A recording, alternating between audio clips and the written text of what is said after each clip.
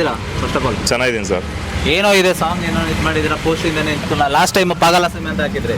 ಹೌದು sir, cover song ಮಾಡಿದ್ವಿ, ಅದು ರಿಲೀಸ್ ಆಗಿದೆ. ಅದೇ ಸರ್, ನಾವು ಚಿಕ್ಕವರಲ್ಲ, ನಮ್ಮ ನಾವೇ ಬೆಳೆಸ್ಕೋಬೇಕು.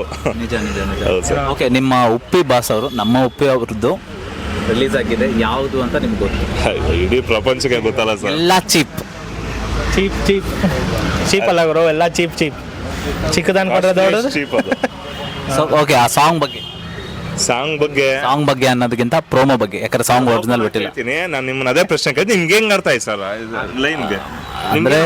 ಅಂದ್ರೆ ಟು ಬಿ ಫ್ರಾಂಕ್ ಆಗಿ ಹೇಳ್ಬೇಕಂದ್ರೆ ಎಲ್ಲ ಡಬಲ್ ಮೀನಿಂಗ್ ಆಗಿತ್ತು. ನಿಂದು ಚಿಕ್ಕದು ನಂದು ದೊಡ್ಡದು, ಇನ್ನೂ ಒಂದು ಅದ್ರಲ್ಲಿ ಡಬಲ್ ಮೀನಿಂಗ್ ಅಂತ ಯಾವ್ದ್ರಲ್ಲಿ ಅನ್ನಿಸ್ತು? ಚಿಕ್ಕದು ದೊಡ್ಡದು ಅನ್ನೋದ್ರೆ ಅಂದ್ರೆ ಪ್ರೋಮೋನೇ.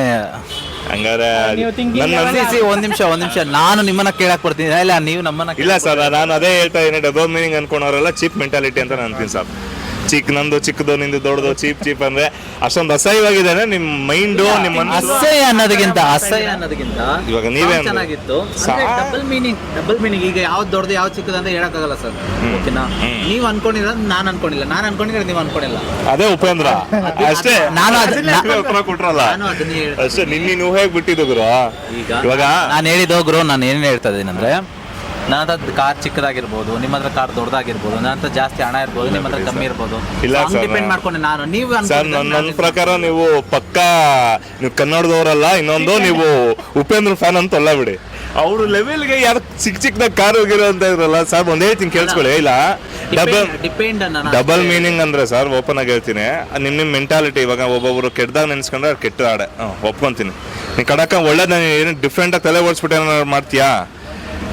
ನಂದು ತುಂಬಾ ದೊಡ್ಡದು, ನಿಂದು ತುಂಬಾ ಚಿಕ್ಕದು, ಹಂಗ್ ಲೆಕ್ಕ ಹಾಕಲ್ರ ಸರ್. ಆ ಸಾಂಗ್ ಅಲ್ಲಿ ಯೋಚನೆ ಮಾಡೋ ವಿಧಾನ ಇರ್ಬೋದು, ಒಬ್ಬೊಬ್ರಿಗೆ ಒಂದೊಂಥರ thinking ಮಾಡ್ತಾ ಇರ್ತಾರೆ. ಇಲ್ಲ ರಾಜಕಾರಣ, ಇವ್ರು ದೊಡ್ಡವರು ಹೇಳ್ದಂಗೆ ಪ್ರಜಾಕೀಯ ಬಗ್ಗೆ ಇರ್ಬೋದು.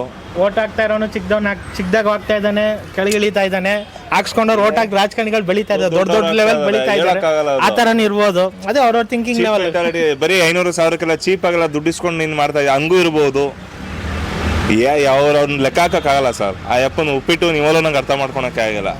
ಇನ್ನು ನಾನು ಎಷ್ಟೋ ಸರಿ ನೋಡಿದ್ರೆ ಲೆಕ್ಕಕ್ಕಿಲ್ಲ, ಆದ್ರೂ ಅರ್ಥ ಆಗ್ತದೆ ಸರ್. ಈ ಸಾಂಗ್ ನಾನು ಒಂದೇ ಸರ್ ಅವತ್ತು ಒಂದ್ಸತಿ ಹೇಳಿದೆ, UI ಟೀಸರ್ ದಿನ, ದೇವ್ರನ್ನ ಅರ್ಥ ಮಾಡ್ಕೊಳಕ್ ಹೋಗ್ಬೇಡಿ.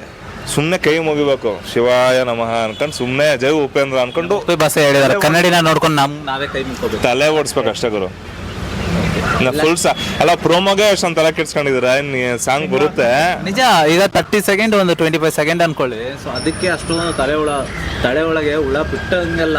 ನಿಜ ಹೇಳ್ಬೇಕಂದ್ರೆ ಹಂಗೆ ಇರ್ಬೇಕು ಸರ್. ಅರ್ಥ ಆಗದೆ ಇರೋ ತರ ಇದ್ರನ್ನ ತಲೆ ಓಡಿಸೋದು. ನೀಟಾಗಿ ಅರ್ಥ ಆಗೋ ತರ ಇದ್ರೆ ಡಮ್ಮಿ ಆಗೋಯ್ತೀವಿ.